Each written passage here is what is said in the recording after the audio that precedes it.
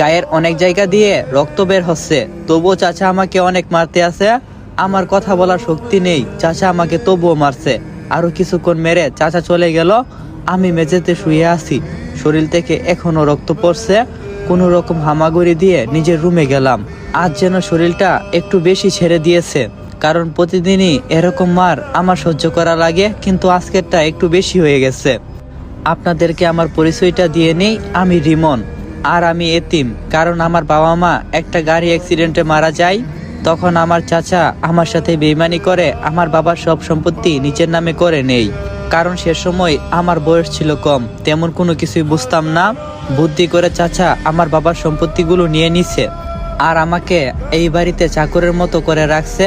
বাড়ির সব কাজ আমাকে দিয়েই করাই, কিন্তু দিন শেষে আমার কোনো দোষ না থাকা সত্ত্বেও আমার গায়ে হাত তোলে।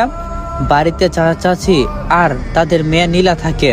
আজ আমি এই নীলার জন্য মার খেলাম। আজ নীলার জন্মদিন ছিল, তাই বাড়িতে অনেক বড় আয়োজন করা হয়েছে।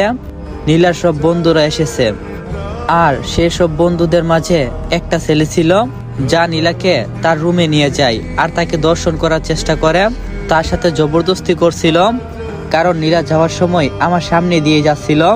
আমি তখনও বোবার মতো দাঁড়িয়েছিলাম নীলার কাণ্ড দেখে। কিছুক্ষণ যেতে না যেতেই নীলার রুম থেকে শব্দ শুনতে পেলাম যে নীলা বলছে, প্লিজ আমার সাথে এমনটা করো না। তাই আমি নীলার রুমে গিয়ে দেখি ছেলেটা নীলাকে একা পেয়ে নীলা সর্বনাশ করার চেষ্টা করছে। আমি ছেলেটাকে আটকাতে গেলে ছেলেটা আমাকে বলে, আরে ব্রো, এমন করছো কেন? আসো দুইজনে মিলে ওকে বুক করি। ছেলেটার কথা শুনে আমার মাথা খারাপ হয়ে গেল, কারণ নীলা আমাকে যতই অপমান করুক না কেন, সম্পর্কে ও আমার চাচাতো বোন। তাই আমি ওর সম্মানে হাত দিতে পারি না। তাই ছেলেটির সাথে আমার ঝগড়া হই। আমি ছেলেটার মাথায় লাঠি দিয়ে একটা ভারী মারি। ছেলেটার মাথা দিয়ে রক্ত পড়ছে। এতক্ষণে রুমের ভিতরে শব্দ শুনে সবাই এখানে এসে পড়ছে। সবাই এসে দেখে আমরা দুইজন ছেলে আর নীলা পায় অতুলঙ্গ। তখনই চাচা বলে উঠছে, এখানে নীলার এরকম অবস্থা কেন? আমার আগেই ছেলেটা বলল।